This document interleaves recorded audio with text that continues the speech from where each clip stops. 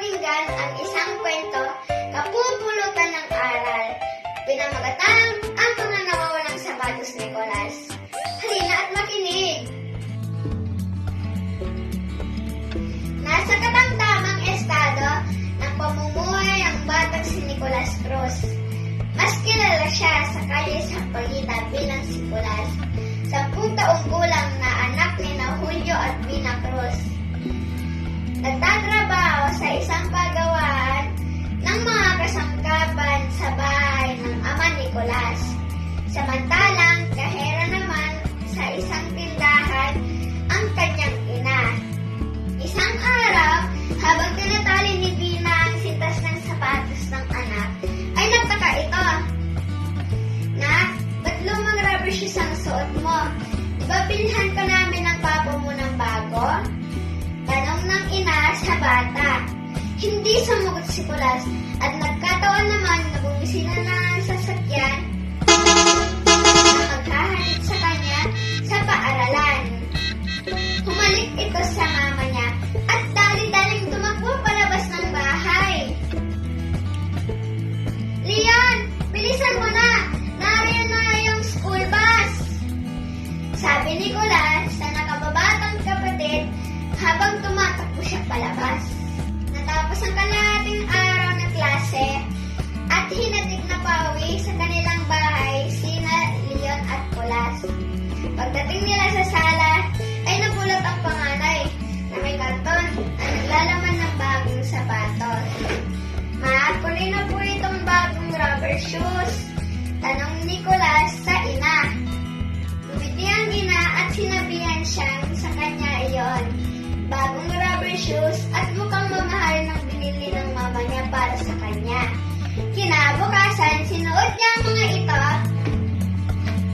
papunta sa paaralan dahil sakto naman na PE nila.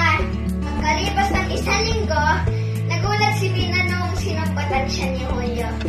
Habang nag-aayos siya sa harap ng salamin at ang asawa naman ay nagbabasa ng dyaryo sa higaan nila. Akala ko mabilihan mo ng bagong sapatos si Kulas. Kaya naubos ang sweldo mo. Bakit mukhang luma yata ang nabili mo? Sabi ni Julio. Nagulat si Bina sa sinabi ng asawa. Idiniin niya bumili talaga siya ng bago. At mahal iyon, kaya humiram pa siya ng pera sa may-ari ng tindahan. Pagdating ng tanghalian, nakarating na ang mga bata. Tama si Julio at lumang sapatos ang suot ni Kulas. Nagulat ang ina at tinanong ang anak, Nak, pinilhan kita ng bagong sapatos. Bakit luma pa rin ang iyang suot mo? Tanong ni Bina sa anak. Nagdahilan si Kulas na kalimutan niya raw na may bago na pala siyang sapatos. Inutusan siya ng ina na kunin iyon at dalhin ito sa kanya. Ilang minuto naghintay si Bina pero hindi bumalik si Kulas. Pinuntahan niya ito sa kwarto at nadatnan niya na palakad-lakad si Kulas at balisa. Tinanong ulit ni Bina ang anak tungkol sa sapatos niya. Pang-apat na pares na sapatos na iyon, binili para sa kanya ngayong taon. Mama, patawad ko. Binigay ko po sa kaibigan ko sa labas ng paaralan ng bagong sapatos na binili niyo po para sa akin. Pagtatapat ng bata. Ano? Bilhan ka namin ng bago tapos pamimigay mo lang pala? Walang mali sa pagbibigay, anak. Pero sana, inisip mo na binili namin yun ng papa mo para sa'yo.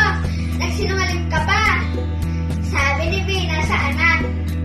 Pinuri ng ina ang bata sa pagiging mapagbigay. Pero, pinaalalahan niya rin na mali magsinungaling kahit anumang dahilan. Humingi ng patawad si Kulas at nangako siya sa ina na pahalagahan niya ang mga susunod na sapatos at gamit na ibibigay